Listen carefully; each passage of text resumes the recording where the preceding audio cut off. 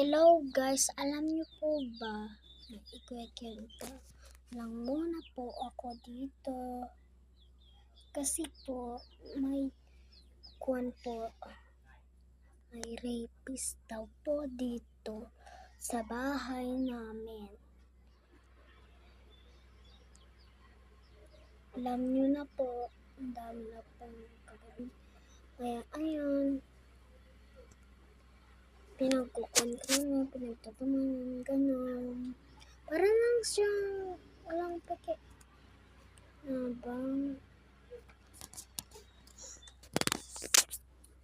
siya talaga, lalaki siya pero lakay na siya. Ang pangalan niya ay Piru. Ayun yung rapist.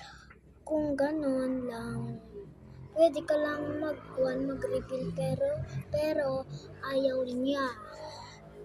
Ayaw niya namin na magkagina. Pero pinipilit niya. Yun lang. Bye-bye guys. Comment sa comment section kung part 2. Bye!